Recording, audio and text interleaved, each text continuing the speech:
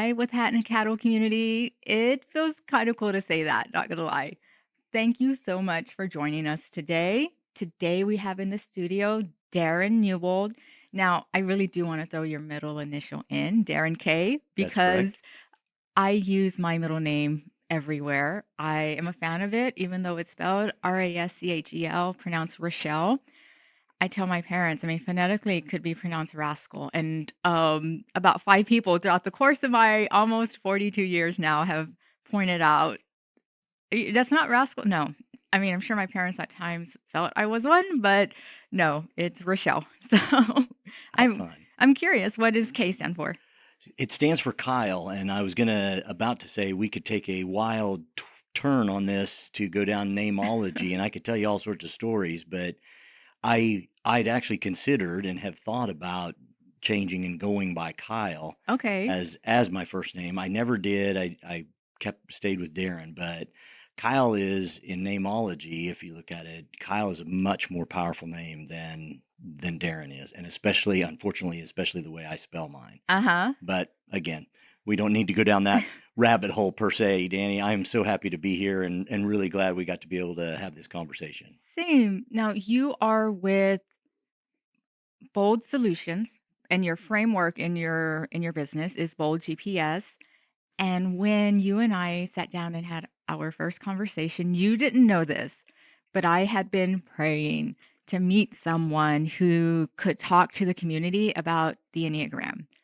And so when we started talking and you mentioned how the Enneagram is integrated into your Bold GPS framework, Absolutely. I I had a moment and totally nerded out with you. We didn't even have enough time on that first call. We had to get on a second one to talk about the Enneagram and then to discuss what we needed to do to get you in the studio today. So thank you again for joining us, for making the drive down. No worries. I love it. I always love nerding out on the Enneagram and all of that stuff. So it was a ton of fun, and especially having a wonderful Enneagram type 4 to really peel back the onion.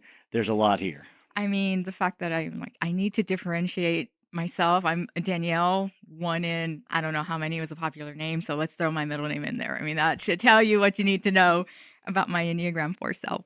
So let's get right into it. And I sent myself this question because I felt that would be such a great way to start the conversation. Before you discovered the Enneagram, how did you view your strengths, limitations, and purpose? Oh, wow. Uh huh. We're getting right into it. Gosh, I'm not sure I had enough coffee for this question right at the start. Let me kick it off. So prior to the Enneagram, I I've always been a fan and have always really been focused on personal development of all types. Mm-hmm. Big Tony Robbins fan. I've walked across fire barefoot 3 times Oh on my purpose, goodness. and so I had I'd always kind of been on a journey Mhm. trying to find, and especially the purpose. The purpose part, I'll start with that. I know that was the last part of your question, but the purpose part I probably really lacked and have Mm. kind of felt like I was, you know, a nomad on my journey to wherever it was supposed to be. And as far as strengths and what that looked like, what I what I looked at is, well, I've taken the StrengthsFinder. I know what those are, my top 5. Um, and because I'm a nerd, I took the StrengthsFinder twice just to check, Uh-huh. and have done that. I've done Myers-Briggs. I've done a lot of the other assessments, always seeking to say, you and I've met other people, so I'm not alone on this. And I think a lot more people, if they actually admit it, we're all kind of in a search for, you want somebody to just say, "Hey, Dani, this is what you're supposed to do, Yeah. and this is where the waters will part, things will go great, and it'll work." And that'll never happen. And that's our life journey Mhm. to do that. And it wasn't until it wasn't until kind of things got pretty challenging for me Yeah. that I had to dig through. And I'm sure we'll get to that in a minute. But as far as strengths, I really did it the same way most everybody does, is really looked at, the assessments that I took, and then kind of my own self look Mhm. and say, okay, here's some things that I'm good at, and here's some things that I can recognize that I'm not so good at, and which way do I go? Right. I love taking all the assessments. And if you are in my inner circle at some point, I'm probably going to buy an assessment as a gift for you just because I want to understand you more. I want to know more about you. I will ask you your astrology sign. I will ask if not many people I have found in my navigation of life that know what the StrengthsFinders is. A lot of them have taken Myers-Briggs and the Enneagram, though, I was first introduced to it on another podcast. It was actually a trail running podcast, Big Hmm. Ass Runner. The runners who hosted that talked about the Enneagram, and I was like, wait, what? This is an assessment I haven't taken. So I took one, and I am an Enneagram 4. We're very creative. We're very much into our feelings. And there was we talked about the book Journey Back to You. Hmm. Ian Morgan Cron and Yes. Susan Stabile. Yeah. Right. There when they talked about the Enneagram 4, there was a sentence that I felt summed up all my relationships, all my interactions in life. It said, God bless the partners of the Enneagram 4 because they are emotional roller coasters. And it's like, okay, like my business coach, and who's now just such a great friend, will tell you when you don't know, you don't know. But once you know, then you're on the hook, right? These assessments show you blind spots. So when you took the Enneagram, do you mind what were you typed as? So I was typed as a type 7. Okay. And what does that mean? So for an Enneagram type, for the type 7, Mhm. they're typically characterized as the enthusiastic visionary. Mm. And in otherwise, they're another way that they're often characterized as they're the Peter Pan of the Enneagram. Okay. We're the kids that never grow up, and that's me to a T. I will always tell people, "Hey, I'm still trying to figure out what I want to be when I grow up," and that's kind of how they are. The beauty of the Enneagram, as you know, and what we talked about, is that it really it breaks down and shows the core fear and the core motivation, the core desires, and the fears Mhm. that each type, the 9 types, have. And what's neat about that is that then really that's what becomes the behaviors that are both good and bad that we see in people and see in ourselves. Mhm. And so those are the difference. Longer answer than you may have looked at, but yes, type 7 for sure. No, not at all. Because then that goes into the next question, right? When you discovered that you're an Enneagram 7, what can you share a blind spot that it illuminated for you? Yeah. So going back just a little bit, when I first was introduced to the Enneagram, it was through I was helping launch a church, Okay. and it was through that experience. And we didn't have an assessment. It was one of those where we just talked about it, and through that, discussing each of the different types and going into a little bit of detail Mhm. to try and figure it out. And so I had wrestled with, am I basically the if you know, or as part of it, the aggressive stance in the stances of one of the triads within the Enneagram. Mhm. The 3, 7, and 8 are the aggressive stance. They're move towards people and move towards action, and when they're doing things. And so I had felt that I could be a 3, 7 maybe, and then there was a secret desire, just because 8s are the typically seen as the take charge, lead from the front. Uh-huh. They're the leader. I aspirationally thought, well, yeah, I could be an 8 too. Uh-huh. But at the end of the day, I took a more in-depth assessment, and it really broke it down. And as I started to learn more and really understand the Enneagram, and especially looking at type 7, it was like, yeah, this is me. And the core fear for the type 7 is pain, or being boxed in or limited in some way. Mm.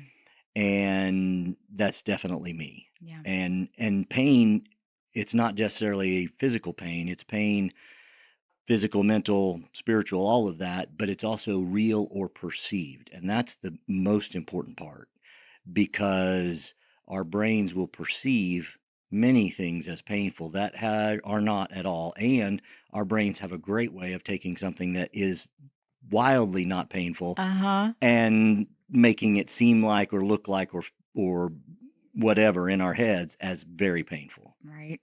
Now, as an Enneagram 4, where does my I don't wanna say childhood wound, but kind of feels like that's maybe what it's tied to. For fours are their kind of greatest fear or whatever is shame and not feeling significant, not having significance. And so their greatest desire, their highest motivation is to have significance and to be significant. Um, fours and like I used the Peter Pan Uh-huh. example for a 7, fours are they're the artists in a way of the world, those Yeah. misunderstood souls that create great and beautiful and amazing works, whatever that is. Yet they're nobody can understand them. They don't understand themselves, and they almost thrive on that in a Yeah. way. In that, wow, just the moment you think you understand me, I'm gonna adjust in some way to make sure that no, I'm unique and I'm Uh-huh. always unique. Yes. And that's very, very important. A 4 that I worked with, uh, he ran our HR, and it was very interesting because one of the things he jumped out of airplanes and he did that, and then he did competitive jumping, and so Oh, wow. little things like that to be significant and different. Well, then that was boring. That wasn't unique anymore, and so he went online gaming and goes down, and it's just they have a tendency to go down very, very unique rabbit holes, if you will, that give them that difference. I have a feeling you went down my Instagram journey and saw all the different things that I've done in the course of just even a decade. So thank you for sharing some of No worries. yeah, that when I read that part of the book and it talked about just shame. Yeah, not to get too deep into on this, but that it really resonated and could see throughout the course of my life how I tried to differentiate myself. I mean, I have tattoos, right? I have a chest piece and I have sleeves But and I'll bet you those tattoos they're not just average tattoos. There's something unique about them, and probably even special only to you. right. That's my guess. I don't know. Right. I've never seen your tattoos and have no idea, but I'm sure there's some stories behind it. There's something special that only is Dani. 100%. I saw a meme that's like, "What does this tattoo mean?" Oh, it means I had like $500 and didn't have anyone to tell me no. I don't feel I really have a tattoo that doesn't I mean, maybe the chocolate chip cookies that are, on my shoulder just because I like them, but I do a lot of reflection before I choose to tattoo something, and even the Robotnik that I have reminds me of just joyful times I had with my siblings playing Hmm. Sonic the Hedgehog on Oh on wow. Sega. So, um I love all of this about the Enneagram. So if someone listening is like, has never heard of the Enneagram, can you really quick give just a history of how it came to be? Sure, a little bit. I The know. interesting thing about the Enneagram, and it's it's been around, well, as I like to say, since God lit the sun, pretty much. Mhm. And it's one of those that there isn't a single, you really can't point your finger and say, hey, Bob is the one that founded the Enneagram. It really was almost a grassroots growing. It tend to grow and did end up coming a lot more through kind of faith based and in churches through religion as a way to kind of be able to really understand different personality types. Mhm. But the best way that I've heard it described and kind of taught to me was that when we were children, we put on a persona, a personality to protect us from the adult world, from the big Mm. bad world. Mhm. And it's that persona that developed over time as a children that becomes our type. And what happens is as we're adults, we no longer need that type. We don't need that, I should say, that persona to protect us.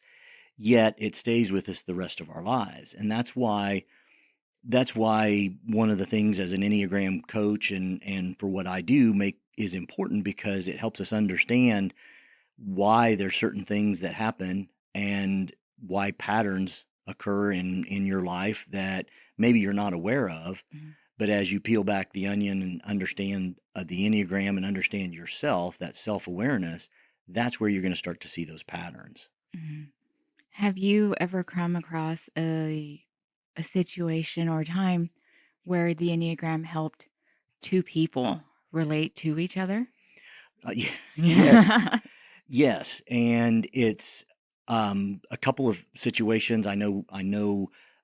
Others who have with their spouse, and Mm. Mhm. it's been very illuminating, especially with certain numbers. And one of the things I want to make sure everybody hears: no one number is better than the other.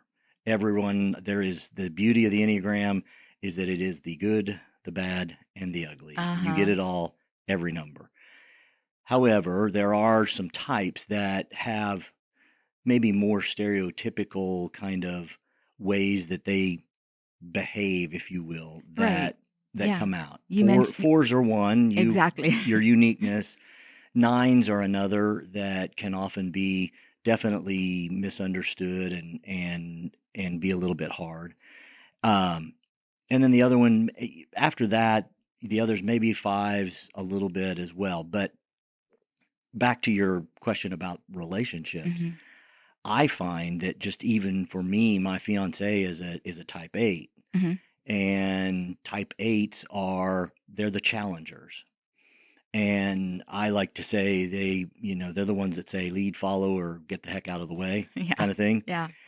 because they're hey, we're going to go do it. We're going to challenge whatever's in our way, and if it doesn't get out of the way, I'm going to make the way. Mm.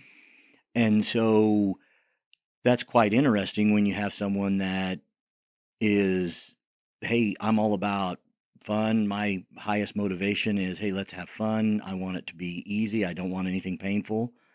And I don't want things that I might perceive as painful. So when you have two people like that together, Mhm. and one says, hey, for my birthday, we're going to go on a hike and we're going to go do Angel's Landing uh, in Utah, or not Utah, sorry, in Colorado. And so we're going to do all of this. And I'm not going to tell you what you need to pack Mhm. or how you need to prepare, because I've never done this. So all of a sudden, a whole lot of anxiety comes up for me, because one of the fixations that sevens have is planning.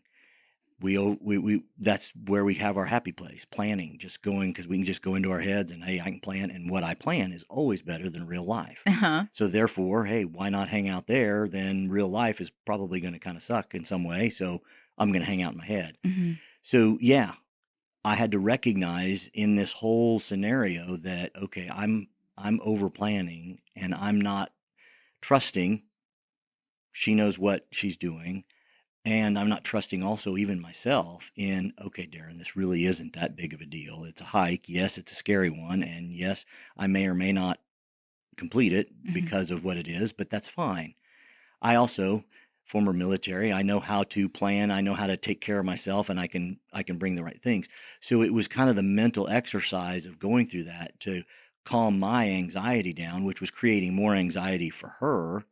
And because she doesn't want somebody asking, well, hey, when are we going to do this? What are we going to do this? How's this going to happen? What do I need to no, hey, we just go. Mhm. Yeah. Yeah. And if that's not how you operate, it's a whole different world. And so it took a little bit of that to help us better manage. I helped her understand that, hey, giving me a little bit of information goes a long way, Uh-huh. and I'll fill in the blanks in the best way possible, and we'll make it happen. I thank you so much for that example. I have not done the Enneagram assessment with my husband, but Oh, we've got I to. know we do. I need to know what number he is. We've done other assessments. He's done the StrengthsFinders and he's done EQHR. And I mentioned on our in our previous conversation Mhm. that just went so far in illuminating how he thinks, where he's coming from, and helping me understand him because again, being someone who lives in feelings and every assessment has pretty much said that, it can be easy for me to think like, why don't you care about me? I'm unique. I'm special. Like why can't you see things the way I'm seeing? And I mean, that's what these assessments just help us with. Now, also in that conversation, I mentioned that I had an ex who he did take it, and he was a 9 and I'm a 4, and I did my own research on it, and I had never had an assessment say this, or once I went down the rabbit hole about compatibility, it mentioned that this relationship, when in conflict, has the potential for physical abuse. And that stopped me because one, I've never had a compatibility, just when I'm looking, even with astrological signs, ever say that. And that, like I mentioned, that was a previous relationship. And on reflection, I can now see moments where it could have gone that way. I mean, there was even one moment where like he threw something at me. And in your experience, I'm curious, have you ever come across another assessment that's just been so honest about that? Or should not that, I mean, I don't want to say Enneagram's be all end all, but it was scary accurate that even, today I'm, think I'm reflecting on it now in this moment and thinking like, yeah, that it hit pretty close to home. And I've never had an assessment get that close. Well, first and foremost, sorry you had to go through that. That's unfortunate, and it's you should never have to be in that situation. So I'm sorry to hear that. Um, One of the things that I mentioned briefly, and kind of we went over it quickly, but with the Enneagram, yes, there's 9 numbers Hmm. and 9 different types, but also there are multiple triads, as they're called. Hmm. Basically, 3 numbers that make up certain things. Are those the wings? Well, the wings are the number that's to the left or the right. So Okay. for you would either be a wing 5 or a wing 3. Hmm. And all that really means is that there are times where you might lean into the 3 side of it, where for you as an entrepreneur and as a what you do, you might be a bit more driven, a bit more, hey, I like to check stuff off my to-do list. Right. I like to look and make sure that I look good for the people and for what I'm doing, those things. I think I resemble all of that, but great, go Yeah, on. so those are the wings. But what I was going to say is that um, you're in, the 4 is in kind of that shame triad, where shame is the core kind of Mhm. hurt or whatever.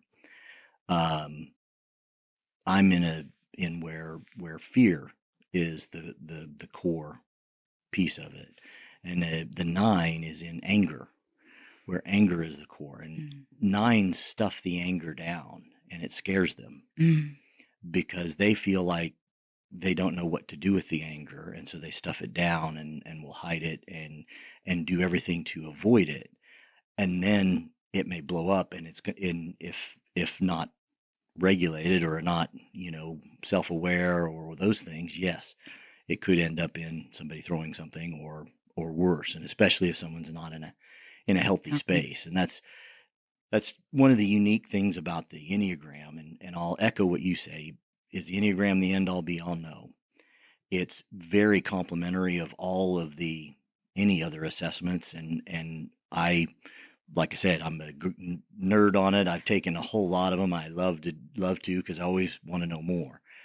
But what I find is usually with the Enneagram and with a little bit of study and more in-depth understanding, you can often figure out or pick out the different things that even you might find in other assessments. You can still find it even within that Enneagram and inside that overarching framework, Mhm. because there's so many different layers and so many different pieces that you can go to. Because if you think about it, as you mentioned briefly, so every type can have, it doesn't mean they do necessarily, but they can kind of lean towards or take on traits of a wing. So, Mhm. for me as a 7, it's 6 or an 8. And I definitely am a 7 with a 6 wing because I tend to lean towards the 6 side of it. 6 are the loyal skeptics, and they're the ones that their core fear is fear itself. Uh-huh. Um, and so there's that's one piece of it. And then there's the different stances that exist that are your conflict style, how you're going to move forward. And 3, 7s, and 8s are the aggressive stance they go for, and they take action. Whereas other other triads of that are going to either sit and wait and think about things, or they're actually going to, hey, if I just turn and walk away and go take care, I'll take care of it myself. Mhm. I don't want to mess with it. Yeah. And so that's their natural way they're going to react. And so knowing those things helps with all sorts of relational things, whether it's interpersonal, two people in a relationship, or a leadership team that is behaving dysfunctionally, or Mhm. management teams, or just groups that are working together and trying to get things done. Mhm. Understanding ourselves and knowing at least some of the pieces so that I can say, well, wow, I know for Dani, she's naturally, by default, without her even thinking about it, this is at least how she's going to present and how things are going to come forward. So if I'm overly aggressive or overly, hey, wow, we got to get this done or whatever, Dani's going to shut down on me or just turn around and say, go find someplace else to play. Uh-huh. Yeah. And so and so knowing those things gives us the ability then to make better and different decisions. And that's what this is all about. Yeah. So that's just a natural way to go into what you do. Again, Bold GPS is it's executive leadership coaching. Yeah, Yeah. so what Bold GPS is it's a little play on my last name, Bold, Uh-huh. with GPS of a guided purpose system. And really what I did is I've had an executive coach myself for 13 plus years. Mhm. And so with that, I bring forward a lot of the things that he and I have worked on and the tools that he's brought to me completely different. But because I have a huge passion and I am certified as an Enneagram coach, I take the Enneagram as one of the kind of base pieces of the framework for Bold GPS. And really that's characterized as that's the map of who a person is. So imagine you have a map, Mhm. and we all have a map. We all have this map. The challenge is we often don't know how to read it. And even we can see it, but we don't know what they mean, all of these different pieces. So you have a map, but you're not really sure how to read it.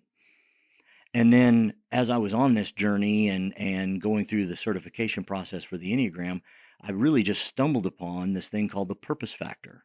Okay. And the purpose factor is all about helping you understand what is your purpose.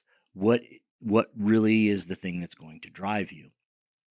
And when I stumbled upon that, I was like, as we started this conversation, I told you, hey, I'd been kind of wandering. I was like, oh my gosh, this is, finally I'm the horse. I'm going to the water. Woo! Uh-huh. We're on our way.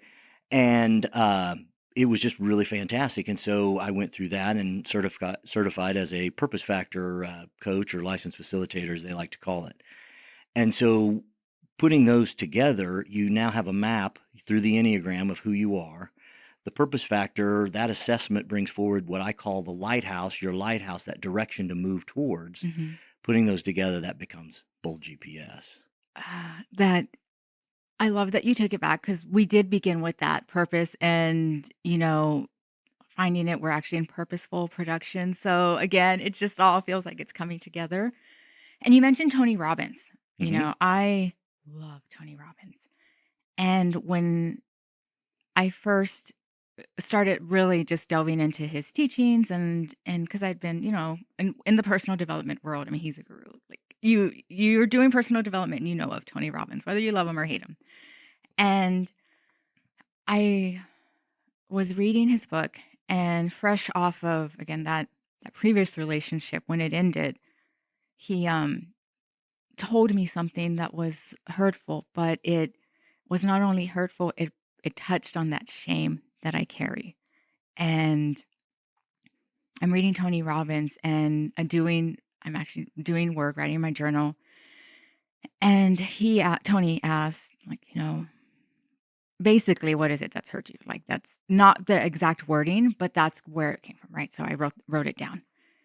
And then he said, what has to be true about that in order for it to be true? And I broke down crying because I'm like, I've done so much work Hmm. to overcome this. And that was my, like, okay, I love Tony Robbins moment. I had this breakthrough. And in this book, he encourages you to reflect on your values, which I don't think we hear enough about that. I mean, we're told, what are your, we go through life, what are your values and everything, but I feel not many people spend enough time reflecting on what they stand for, right? The whole expression, if you don't stand for something, you'll fall for anything. Right. And that in a way has helped me find my purpose. I've always known that creativity is important to me, or has played a part in my life, but I didn't realize until I actually reflected, this is a value that is important to me, as well as, security and love. But when, you sit down and you reflect on it, I feel, maybe I'm wrong, but it can help you guide you towards that purpose. It totally does. And one of the interesting things about the purpose factor assessment, it includes, and based on the results of that, it includes 4 values that are tied to what the results are. So just a little bit more on the purpose factor. Mhm. It's broken into 4 primary categories. So the 4 categories are your natural advantage, what you're naturally good at. So this is what Dani brings to work, to every day. That's your natural thing that you're good at. The next piece is your acquired skills. So what does that look like from a standpoint of all of the teaching that you've gotten over your life, stuff you've done on your own, whatever? Mhm. Those are your acquired skills. The third one, which I love because it's unique in every way, it's called your pull passion. And so Right. Pull passion? pull passion, Like pulling. pulling, Okay. yes. And so what makes that so unique, and that's I love it, is that's the problem that Dani, or whoever's taking it, but in your case, Dani, that's the problem that you're most attracted to solve and best designed to solve that type of problem. And then the last piece is your origin strength, which really comes from your origin story. Mm. And a little background on the purpose factor. It originally, in fact, you can read the book by Brian Boucher and his wife Danielle Boucher. Uh-huh. They're the co-founder. They're the husband-wife team that founded the Purpose Factor. In the book, they originally talked the origin strength, but as they really unpack that and trying to do that through an assessment, they found that origin strengths can be very very deep, very personal, and very, in Mhm. some kinds, very, very tragic. And Mm. so it really does come from your origin strength. And that origin strength is how you overcome tough challenges, how you've overcome big things, and how you approach those. And so it's those 4 components. And within each component, there are 5 subtypes. And whatever subtype you end up with, that ends up being that piece that goes to what your purpose is. And purpose is defined as that's the best of who you are when in the service and when you're doing things for others. And so when you do that, when you're providing the best of who you are for others, you get fulfilled. And then that creates that cycle of fulfillment and living into your purpose. And so there's 2 parts of it, is understanding what fulfills you, Mhm. as well as then what your purpose is. And it's nice because it breaks it down even more detailed in providing not only your fulfillment from each of the different categories, but it also tells you what's going to frustrate you in each of those categories. And illuminating those blind spots. And it includes a whole thing on blind spots Does too. it? Yes, it does. Yes, it does. That goes so far in just helping you live a better life. I mean, again, once you know, you're on the hook, but then that's a good thing because then it can help you just, again, improve your relationships, just become, I don't want to say a better person, but in a way, I mean, yeah, you know? It really is. When you there's something freeing about Yes. understanding and knowing your purpose and knowing, and this assessment isn't gonna say, well, Dani, you're supposed to be a podcaster and a this and that. That's not at all what it says. Uh-huh. So for me, my purpose is to build something bigger than myself that creates great meaning for others, Mm. and that's my purpose. So that sounds very big and broad, but yet, as you kind of, again, you have to peel it back, and that's what makes this process something where a guide, a coach can help, is peeling it back to say, okay, what does that really mean, and what does that look like specifically for me? Yeah. That's, when we were talking and, if someone's listening and wants to get started on the journey and their knee jerk reaction is, I'm going to go into Chat GPT and, start discussing Enneagram with Chat GPT. Why is that maybe not the right step to take? Well, yeah, well, and I'll be the first to admit I use ChatGPT, Claude, Mhm. Perplexity. I use them quite a bit. However, Uh-huh. I put guardrails on that, Yeah. and what I do is, um, and I was sharing before the show started. I was sharing that I recorded my first podcast episode with a gentleman that I'm collaborating with, and we're excited. We're building this show. The interesting piece is I had ChatGPT help build out that first show and build out even the persona of the people who is our Listen. audience. Uh-huh. Well, it put in there that the person for our audience could be a type 3. So a type 3 in the Enneagram is the achiever, Uh-huh. and they're the ones, hey, check the tick box. They drive the BMWs. They're that's their look and feel. Mhm. Well, one of the things we didn't talk about, but there is a thing basically of what happens when people are in stress, or when they're both in a really healthy place, or when they're really stressed. And the Enneagram tells us that each number goes in a direction, towards one number or to another number based on whether you're stressed or whether you're healthy. Right.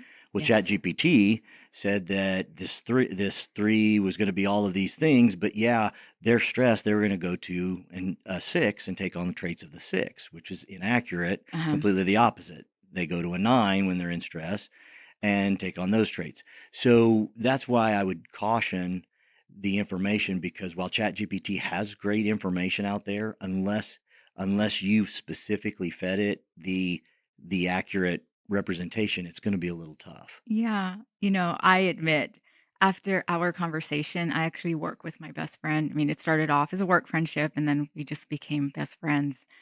I told her, I was like, "Oh, I just can't wait. Darren's gonna be on the show. We're gonna talk about Enneagram." And I was like, "What were you again? I know it had been so long." So she was like, "Oh, I'm a 3." And so I put into Chat GPT, can an Enneagram 3 and an Enneagram 4 be best friends? And Chat GPT is just so loving of you. Out of all the AI engines, generative AI that's out there, it's like, yes, of course, and this is why. And we started reading it, and basically, to summarize, I help her get in touch with her feelings, and she will be the first to tell you she did not have a box of tissues in her office until I came along, because I've had my crying sessions with her, and but the 3 in her can help drive me towards my goals, and I am now over a year into working on my master's, which I've attempted my master's degree. I thought it was 3, I think it was 4 before this go, and I'm now so close. I'll be done in December, That's and awesome. a lot of that was, her, checking in with me. "Where are you? Did you submit your homework?" Like, it yeah, so we both laughed. We're like, "Yeah, no, this is true." But again, we both had already taken the assessment, and I've done not as much research, as you have, but enough to know that, okay, this feels accurate, and it feels good. So it's not just telling us what we want to hear. Oh, No, you can't be best friends. absolutely. Well, the interesting thing is at the end of the day, any number can be with any number. They Uh-huh. really can. Yeah. It's a matter of where they're at in their journey. And one of the other things, and again, this is more and more layers within the Enneagram, but it even outlines healthy, average, and unhealthy Mhm. states within each type. And There are different books. There's a book called Personality Types that goes into great detail on those three areas of healthy, average, and unhealthy, and then breaks those into three levels within each one. So three levels of average. I'm sorry, three levels of healthy, three levels of average, and then three levels of unhealthy. Mhm. And like your unfortunate past relationship, obviously someone was in a less healthy area Mhm. and allowed their anger and allowed that to bubble in a way that was not effective. But um, a great writer, and I call her, and I think others do call her the grandmother of the Enneagram in a way. Her name is Susan Stabile, and Okay. she does live here in Dallas, and her Oh. and her husband are here in Dallas, and she teaches quite a bit. I've read her books. She co-authored the book that you talk about, The Road Back to You Well, by Ian Morgan Cron and Susan Stabile. She wrote a book on her own, and the name of it is escaping me. I'll make sure you have it and you can put it in your show please. notes. Thank you. But it's all about relationships. And so she goes through every number and talks about how it would be in a relationship with that other number. And because one of my biggest curiosities is a 7 and a 4, because sevens and fours, as I mentioned to you in one of our conversations, that the beauty is here in the studio, we actually have the what I would call the full range of emotions. Meaning, if emotions ran from 100, which is ecstatic and euphoric, down to negative 100, which is the level pit of despair, kind of Yeah. that. Sevens, we tend to range from about 20 up to 100. That's kind of Uh-huh. our normal range and where we want to be. Whereas a 4, they're just fine in the negative 20 down to the lower range, and they can sit with it. Yeah. And the interesting and what I love about it is the beauty of even a 4 and a 7, which you would never potentially think, is the growth path for the 4 is to find those upper ranges and to be able to sit Sit with in it. the Yep. joy and happiness.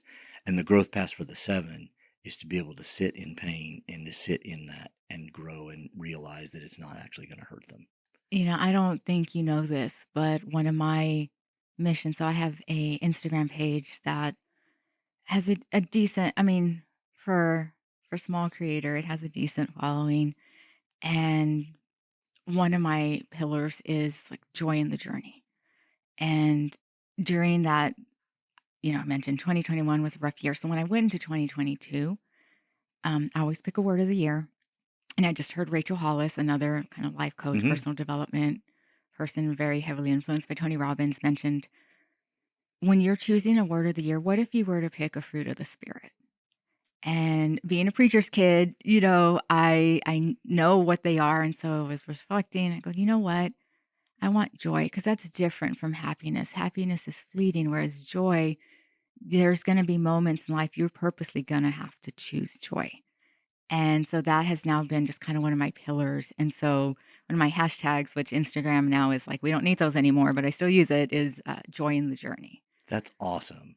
That is really awesome. The interesting other side of that is even for sevens in our journey is to our, as it's often said for a 7, our core sin, if you will, is gluttony. Hmm. And it's not necessarily gluttony of overeating. It's Right. it's gluttony of everything. Right. Because for us, for sevens, I should say, for sevens, it's like we have this hole in our soul that we're constantly trying to fill. Hmm. And in our eyes, we can never fill it. And so therefore we've got to constantly be doing new, different, more and more of stuff. And so it's one of those where sevens, hey, they get interested in something, they go all in. I mean, Uh-huh. suddenly you're an expert, or you're, playing video games 24/7, or you're playing golf, or you're doing whatever, or maybe drinking, whatever. It can go any direction. And uh, definitely not in good ways. And part of that is chasing happiness. Mm.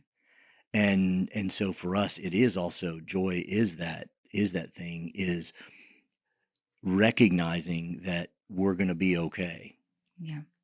and we don't have to chase everything to be okay, that we're just going to be okay. And helping people understand that for their type, for wherever they're at. And that goes back, you mentioned briefly at the beginning, the childhood wound. We didn't even talk about that. And I would have to probably pull up stuff because I don't know all the childhood wounds by heart, Right. but there's a lot to unpack, and it's a lot of fun. So, yeah. So that leads me to, I've always been curious because when it comes to businesses using the Enneagram, because again, personal or interpersonal, I mean, and even in this studio, there were moments of vulnerability. So when you introduce the Enneagram into a business setting, are there ways to navigate that vulnerability? Yeah, it's really important. It's really important to set the stage, Mhm. especially with a team, in that the team, you want to understand a bit about them in advance. And in fact, one of the best ways with a team is before, say, there's a group getting together where everybody's talking about it, is being able to, for me, would be to meet each person and even do a typing with them. So they know their type, or at least they feel pretty comfortable with it, because knowing your type, I can't tell you your type. Even an assessment is really only about 60 to 70% accurate. Mhm. It's really your own journey and peeling back kind of your own pieces. Thank you for mentioning that because that did impress me when I first learned about the Enneagram. It basically was like, if you're being honest, you're gonna know what your type is. So that I felt was very interesting statement about the assessment.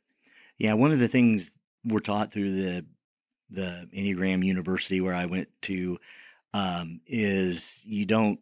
Yes, I by default, I'm a people person, and I want to, and I'll at least in my mind kind of put some typing to them, but you'd never go in and say, oh, hey, you must be a 3, or you must be a. You can say, well, hey, you exhibit things that could lead me to that, but Mhm. one of the interesting things, the mistypings really come from looking at behaviors versus really understanding the motivations and the fears underneath them, because the motivations and fears are what drive those behaviors. 100%. So, if someone out there is listening and wants to explore Enneagram, where should someone start if they want to explore the Enneagram, but they don't know how or where? What would be your first recommendation? Well, I'd say I have probably a couple of answers to that. One of them is going to be a little selfish, I would say, but first and foremost, the book that you mentioned, and it's the same book that I started with. It's called The Road Back to You. It's written by Ian Morgan Cron and Susan Stabile. It's really a very good primer for the Enneagram, and it goes through all 9 types and gives you a real good baseline. Mhm. Beyond that, I would love for them to. They're welcome to reach out to me. LinkedIn is really the best place, And we'll put that in the show notes. and grab that and schedule a discovery call. We can have a conversation, and I have a Bold GPS starter map Mhm. practice that I do, which is both assessments, an Enneagram assessment and the purpose factor. We do both. And then a 90-minute coaching session where we dig into those and start to understand a little bit more about who they are, that map of who they are, as well as the lighthouse, the direction which they're going. And so normal, and I would do this for any of your listeners, $50 off of that. It's normally $297. I would do that for $247 for any of the listeners. Just say, hey, you're With hat and cattle. with hat and cattle, yeah. The So would love to do that. Those are the things that I would say. You started with a question. There is even, and I have it, and I do use it. I use it when I do speaking engagements. There's a very simple. It's a 2-question Okay. Enneagram typing. Oh. And it's I'll be the first to admit, and the people that created it will be the first to admit, it's a swag. I mean, Uh-huh. it's going to get us close. Yeah. But there are 2 fundamental questions that can be asked. I don't know them off the top of my head, but really the big thing to ask yourself as you're looking at it is, go back a few years in your life. Go to your happy times, probably in your whatever your childhood, now you may have had a less than great childhood, but find those happy times and stuff, and then ask yourself, in those moments, what was the biggest thing I was afraid of? What was the biggest thing that would cause me to move away? Was I focused on um, not being vulnerable? Was I focused on, wow, not being ashamed or those things? Was I afraid of being wrong and being incorrect and felt bad? Yeah. Whatever those were. And start to look at that. And then the flip side of that, what was the thing that I really wanted? When I look at the decisions I made, I chose to do something. Why did I choose that? What was behind the choice of that? You Mhm. know, we go to different colleges, we go to different places, but really peel back the onion. And just a real quick story to that. I Yes. I went to the University of Kansas, Rock Chalk Jayhawk for those out there. But why did I go to the University of Kansas? Prior to having a friend that was going to go and took me to a basketball game there, and I saw how fun and how exciting it was going to be, and knew I had a friend, and I knew I had people that were going to be there, so I knew it was going to be safe and it was going to be okay. There wasn't pain. I chose University of Kansas. Now it was 30 minutes away from where I lived at the time. Hey, no problem. But I didn't.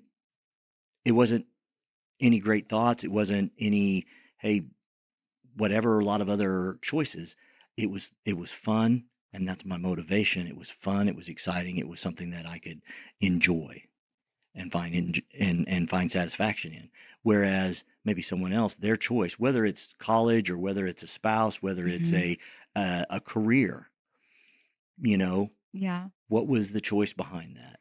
Darin, I have enjoyed this conversation so much, and I really hope the community has as well. I mean, that's why we gather here in the studio is to help, I mean, to listen to stories that that people bring, but also to help us craft our own stories and again, help us find joy in our own journeys. So, I thank love it. you. Thank you. This has been a pure fun, pure joy, and it's been the best part of my day, and probably this week, I can guarantee. So thank you, Dani, so much.